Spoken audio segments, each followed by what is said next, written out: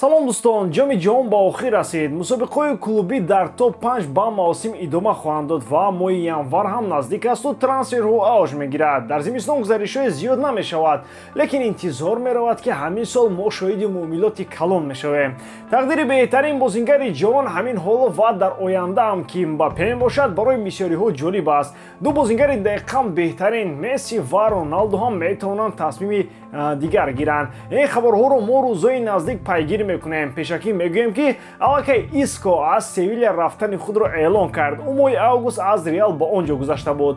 Дигар хабарҳои трансферӣ дар ин видео бар ивази лайки шумо, албатта ва обуна шудан ба канал. Дӯстон, сарпарасти видеои мо ширкати 1x мебошад. Дар он ҷо регистратсияи осон, пур кардани маблағ аз тамоми гӯшаву канори дунё, вале аз ҳам муҳим бонус то ҳаҷми $100 дар аввалин пардохт бо промокоди AMG 0777. Ссилкаи бозӣ дар комментария. Ба ҳама муваффақият.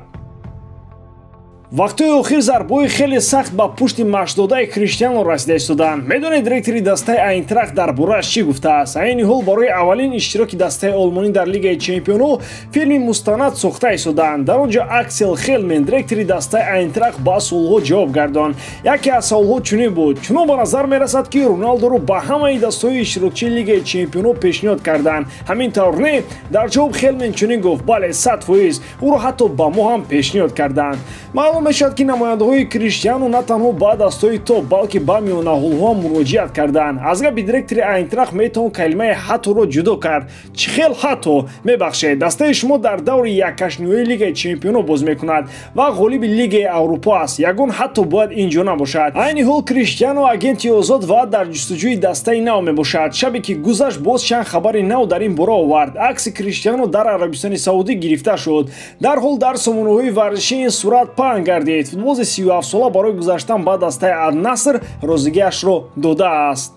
гуфта мешавад, ки ҷонибҳо аллакай ба мувофиқа расиданд ва Криштиану ба хотири имзои шартнома ва ҳаллу фасл кардани чанд ҷиҳати он ба мамлакати арабӣ омадааст. Агар ин хабар дурӯғ намебуд, ман чанд ҷиҳати онро ба шумо мегуфтам ва аммо ин маълумот аз маҷаллаи мӯйҳои сари зидан ва занакҳои лаби об будааст. дар аксе ки дар тамоми саҳифаҳои иҷтимоӣ паҳн шуд ва асоси хабарро ташкил медод, фейк баромад. Агар хушрӯи бар сурат назар андозед, ин акси давраи дар Ювентус будани Криш мебошад. Ҳам дар костюми ӯ ва ҳам дар сумкаи нафари дарбара шудагӣ логотипи Ювентус задагӣ аст. Ин дурӯғи 100%-ии хабарро tasdiq мекунад.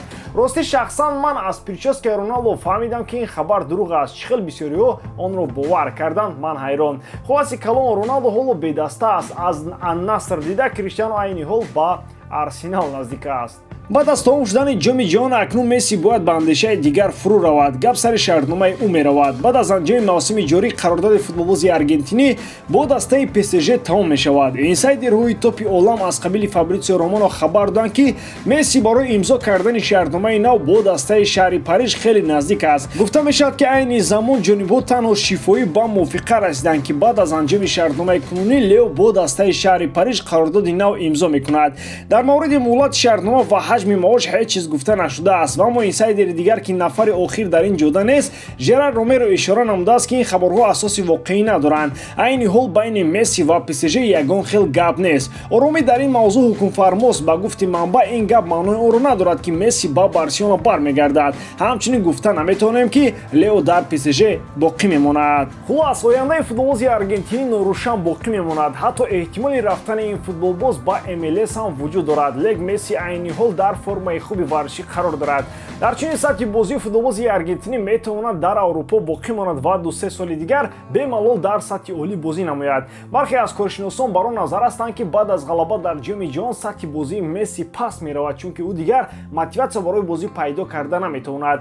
то ҳамин дам маҳз расидан ба ин орзу Мессиро медоам, вале ҳамакнун дигар ҳеҷ чиз футболбози аргентиниро маҷбур ба заҳматкашӣ намекунад.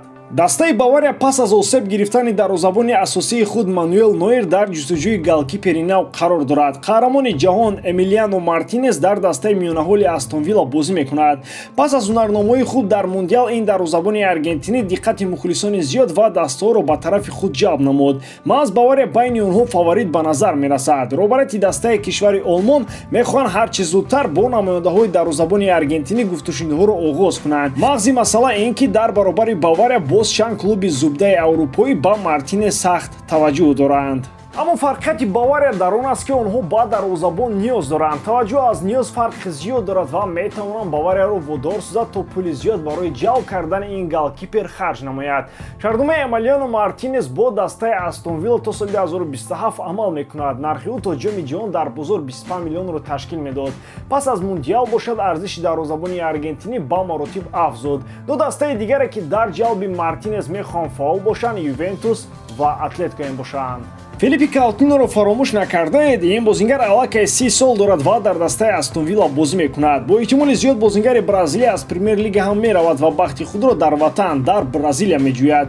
Ӯро бермингемиҳо бо нархи 20 миллион евро аз Барселона хариданд. Дар ҳафти мавсими ҷорӣ бозии ҳамлагари бразилӣ дар сатҳи паст қарор дорад. Филиппи дар 12 бозӣ ягон амали натиҷабахш ба номаш муҳр назадааст. Гуфта мешавад ки худи бозингари бразилӣ ҳавасманд аст ки аз сафи бермингемиҳо рафта ба ватан баргардад. Айни замон Коринтианс ба ин футболбоз таваҷҷӯҳ дорад. мушкили гузариши Каутино ба дастаи кишвари Бразилия дар маоши баланди ӯ гуфта мешавад. Дастаҳо метавонанд ин масъаларо бо кӯмаки ҳамдигар ҳал намоянд.